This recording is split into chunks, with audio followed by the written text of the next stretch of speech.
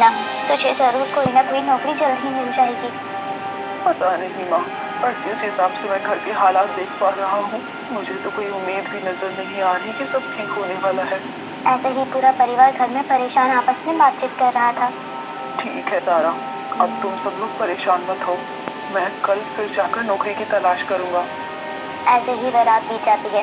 अगले दिन कमल काम की तलाश करता है, लेकिन सुबह से शाम हो जाती है, उसे कोई भी नौकरी नहीं मिलती। वहीं दूसरी तरफ तारा बर्तन मांज रही होती है। वहाँ धूप में काम करते करते तारा काफी परेशान हो रही थी। उसे चक्कर भी आ रहे थे, लेकिन जब वह खाना बनाने के लिए अंदर जाती है तब उसे उल्टी जैसा लग रहा होता है। तभी सास सरला कहती है, अरे बहू, क्या हो गया है? तेरी तबीयत ठीक नहीं लग रही मुझे। तेरी शक्ल भी इतनी उतरी उतरी लग रही है। चल, डॉक्टर के पास चल। अरे नहीं नहीं माँ जी, मैं बिल्कुल ठीक हूँ। शायद कल लेट खाना खाया था ना, और टेंशन की वजह से ऐसे हो गया है। डॉक्टर के पास जाएंगे तो 200-400 रुपये का खर्चा हो जाएगा। अरे बहू, मुझे पता है तू नहीं जाएगी डॉक्टर के पास। कोई नहीं, अभी नींबू पानी बनाकर लाती हूँ। जिसके बाद सरला अपनी बहू तारा के लिए नींबू पानी बनाकर लाती है। वहीं दूसरी तरफ कमल काम की तलाश करता है।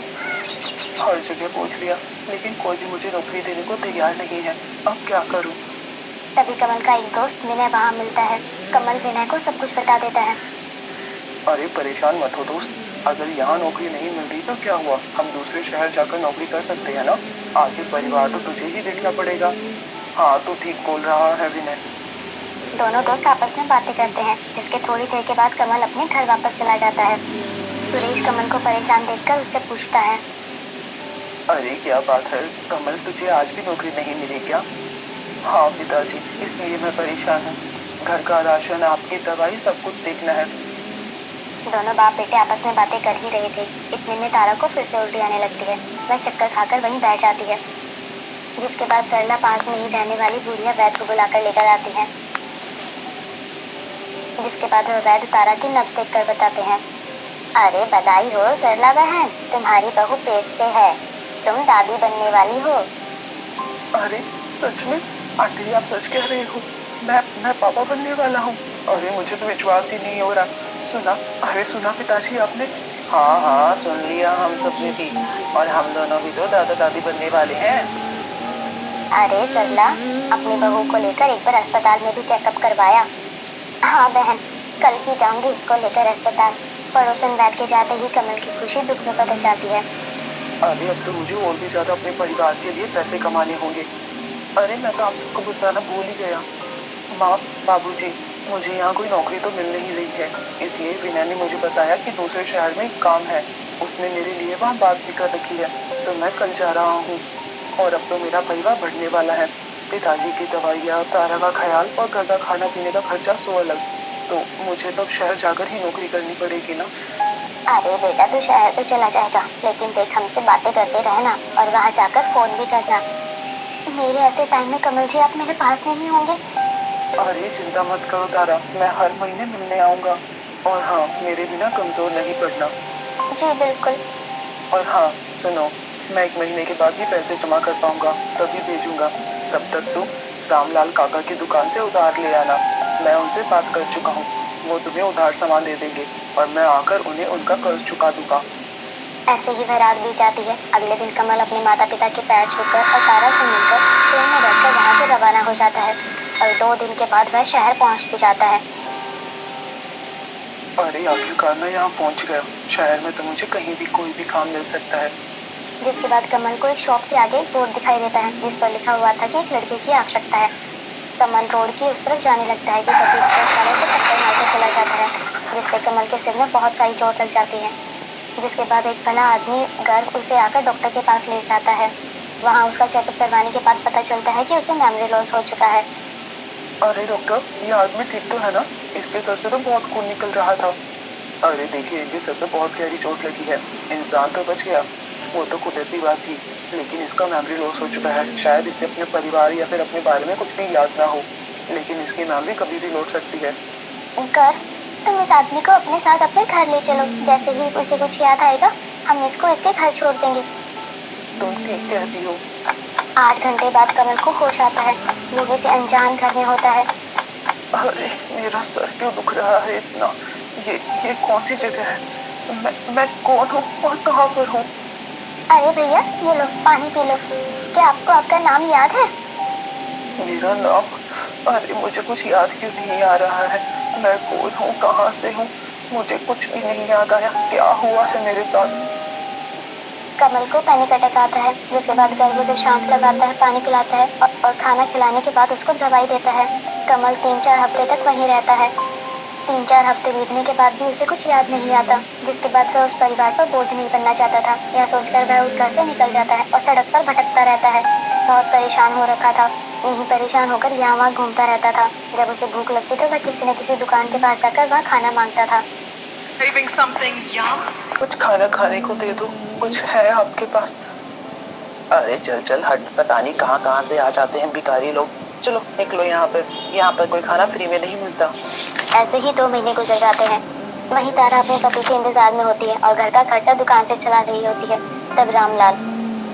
अरे तारा, मेरी दुकान पर आना बंद कर अब। इतना घाटा करवाएगी तू मेरा? एक तो तेरे पति ने 1 महीने का बोला था, फिर भी मैंने 2 महीने तक उधार दिया है तुम्हें। अब मेरे पास और उधार देने के लिए नहीं है। मुझे अपनी दुकान चलानी है, बंद नहीं करवानी। 5,000 हो चुकी है तुम्हारी, चुपचाप दे। लाला जी, बस आज का खाने पीने का राशन दे दो। कल से मैं आपसे नहीं मांगूंगी। मेरी उनसे कोई बात नहीं हो पा रही है, इसलिए मैं मजबूर हूँ। अरे भाई, ऐसा ही होता है। शहर में जाने के बाद भाग गया तेरा पति। घर की जिम्मेवारियां उठानी कहाँ थी उसे? मुझे तो लगता है वो शहर जाकर नई बीवी बच्चों के बाद वहीं बस गया होगा। यहाँ पर रहकर गरीबों की जिंदगी कौन ही जिएगा भाई। लेकिन मुझे तारा वहाँ से दुखी होकर विनायक के पास आती है और पूछती है, अरे बहन, हम शहर जाने वाले थे, मैं भी गया था। मैंने उसका नंबर भी ट्राई किया था, लेकिन उसका फोन तो स्विच ऑफ आ रहा है और अब तो 2 महीने से ऊपर हो गया। मुझे नहीं लगता कि अब वो वापस आएगा। भैया आप भी ऐसे ही बोल रही हो, मुझे आपसे बात नहीं करनी। तारा दुखी होकर वापस अपने घर आ जाती है। घर आने के बाद वह अपना सामान पैक करना शुरू कर देती है। सामान पैक करता देखकर सरला वहाँ आ जाती है और कहती है, अरे बहू, तो ये क्या कर रही है? कहाँ जा रही है? माँ जी, अब मुझे उन्हें ढूंढने के लिए जाना ही होगा। 2 महीने से उनका कोई अता पता नहीं है, कोई कॉल नहीं, कोई बातचीत नहीं। मुझे उनकी टेंशन हो रही है। और विनय भाई से भी बात करी थी मैंने, उन्हें भी उनके बारे में कोई जानकारी नहीं। क्या तो शहर चली जाएगी तो हमारा क्या होगा बहू? मैं तेरे बाबूजी कैसे रहेंगे? ठीक है माँ जी, मैं शहर नहीं जाऊंगी, लेकिन मुझे उनकी बहुत चिंता हो रही है। मैं जानती हूँ कि आप सब मेरी जिम्मेवारी हो। मैं अपना फर्ज पूरा अच्छी तरह से निभाऊंगी। देखती हूँ आज बाहर जाकर मुझे कोई काम मिलता है तो। अरे नहीं बहू, तू ऐसी हालत में काम करेगी? हाँ माँ जी, उनकी गैर मौजूदगी में इस घर को संभालना मेरी जिम्मेवारी है। और अब तो रामलाल काका ने भी उधार देने से मना कर दिया। उनका 5,000 का उधार बाकी है, वो भी तो देना है ना। जिसके बाद तारा घर से बाहर चली जाती है। बाहर जाकर तारा नौकरी की तलाश करते करते सेठ सेठानी के घर में साफ सफाई के काम की बात करती है, लेकिन कोई उसकी हालत देखकर उसे काम करने के लिए नहीं देता, क्योंकि तारा गर्भवती जो थी। जिसके बाद वह एक नदी किनारे पहुंच जाती है, जहाँ ढेर सारी मछलियाँ तालाब में होती है। थोड़ी देर के बाद वहाँ एक पागल भिखारी आता है, जिसे जब भूख लगती है तो वह नदी किनारे आकर पत्ते इकट्ठे करता है और नदी से मछली पकड़कर उन पत्तों पर आग जलाकर उन्हें सेक कर खाने लगता है। उसे देखकर तारा को बहुत अजीब लगता है। कमाल है, ये बूढ़ा आदमी भी देखो ना अपने पेट के लिए मछली पकड़कर बनाकर खा रहा है, तो मैं पीछे कैसे हट सकती हूँ? मुझे भी तो अपने परिवार का और इस आने वाले बच्चे का ध्यान रखना है। तो क्यों ना मैं भी इस तालाब से मछलियाँ पकड़कर और यहीं पर मछली चावल बनाकर बेचूं? ये ठीक रहेगा। कल से मैं यही काम करूंगी। थोड़ी देर के बाद तारा अपने घर पहुंच जाती है। तारा को देखकर सरला के सांस में सांस आती है। हे भगवान बहू, शुक्र है तू आ गई। पता है मुझे तेरी कितनी फिक्र हो रही थी। कहाँ गई थी? बहुत देर लगा दी तूने आने में। माँ जी, मैं यहाँ नदी किनारे ही गई थी और कहीं काम तो मिला नहीं, तो मैंने सोचा है कल से मछली चावल बनाकर बेचूंगी। बस मुझे चावल और थोड़े से मसालों का इंतजाम करना होगा। बहू, तेरा दिमाग तो ठीक है ना? तू मछली चावल कैसे बेच सकती है? मछली कितनी महंगी आती है, चावल तो फिर भी ठीक है, हम देख लेंगे। और उसके बाद बचा वो सिलेंडर, कितना महंगा हो गया है जानती है ना? एक सिलेंडर पहले जो 800 का आता था, आज की तारीख में 4,000 का है। माँ जी, मैं जानती हूँ सिलेंडर की कमी है, पर हौसलों की कमी नहीं है मुझ में। मैं भट्टी वाला चूल्हा चलाकर उस पर खाना बनाकर बेचूंगी, जिससे लागत भी नहीं लगेगी इतनी। आप घर पे ही रुकना, बाबूजी की भी तो तबीयत खराब है ना। अगर आप मेरे साथ चलोगी तो इनका ख्याल कौन रखेगा? आपको यहीं रुकना होगा। मेरी चिंता मत कीजिए आप। मेरे ईश्वर है ना मेरे साथ, मेरा ख्याल रखने के लिए। ठीक है बहू, संभल कर जाना। तारा सिर पर सामान रखकर नदी किनारे पहुंचती है। सारा सामान जमीन पर रखती है और ईंट, मिट्टी और टीन के कनस्तर में वह मिट्टी का चूल्हा बना लेती है। लकड़ियां रखकर एक तरफ चावल पकाती है तो दूसरी तरफ एक बाल्टी में नदी से मछलियों को पकड़कर लाती है। देना। थोड़ी ही देर के बाद वहाँ पर दो आदमी आते हैं। अरे भाई, यहाँ पर कुछ चखना वखने का तो इंतजाम है नहीं, हम कैसे पियेंगे इसको? अरे वो देख भाई, उस तरफ मछली चावल है ना, चल आज उसी से काम चला लेते हैं। मछली चावल खाएंगे और साथ में पियेंगे। जिसके बाद उनमें से एक आदमी जाता है और तारा के पास जाकर कहता है, अरे बहन, 2 प्लेट मछली चावल देना तो, ये लो पैसे। जी देती हूँ। हे भगवान, पहले तो ग्राहक भेजे और वो भी नशेड़ी। यह लीजिए भाई साहब, आपके मछली चावल। जिसके बाद दोनों नशेड़ी आदमी जैसे ही मछली चावल खाते हैं तो पहला निवाला थूक देते हैं। अरे क्या फीका फीका मछली चावल बेच रही हो, थोड़ा तीखा बनाओ। ये सब भी कोई खाने वाली चीज है? कोई बिक्री नहीं करेगा तुम्हारी। और हम जैसे लोगों को तो तीखी मछली चावल पसंद है। हाँ और नहीं तो, वरना हमारे पैसे वापस कर दो। नहीं भाई साहब, मुझे एक मौका और दीजिए। मैं अभी अभी दोबारा आपके लिए मछली चावल बनाकर लाती हूँ। आपको शिकायत का मौका नहीं दूंगी। जिसके बाद तारा वापस जाकर मछली पर और तीखा मसाला डालकर अलट पलट कर उसे सेक देती है और फिर वह दोबारा उनको दोनों नशेड़ियों को खाने के लिए देती है, जिसे खाकर दोनों नशेड़ी भाई खुश हो जाते हैं। हाँ, ये हुई ना बात। ये बना है एकदम बढ़िया तीखा मछली चावल। ऐसे तीखे मछली चावल बेचोगी ना तो देखना तुम्हारा काम बहुत बढ़िया चलेगा। जिसके बाद दोनों नशेड़ी स्वाद लेकर मछली चावल खाते हैं, जिससे तारा को बहुत खुशी होती है। बहुत देर हो जाती है और चावल का पानी वहां तक फेंक देती है, जिससे चावल का सारा पानी सूख जाता है। फिर वह गर्मा गर्म मछली चावल सभी ग्राहक को देती है। हाँ सही किया बहन तुमने, बहुत बढ़िया बनाई है तुम्हारी मछली चावल तो। मैं इतनी दूर से यही खाने तो आई थी। तीखा तीखा खाने में तो मजा भी आ रहा है, लेकिन इस वक्त तुम्हें काम नहीं करना चाहिए। तुम गर्भवती हो, तुम्हें अपना ख्याल रखना चाहिए। अरे हाँ आंटी जी, ऐसे मुश्किल समय में भला कौन हथेली पर जान लेकर निकलता है, लेकिन मजबूरी है मेरी।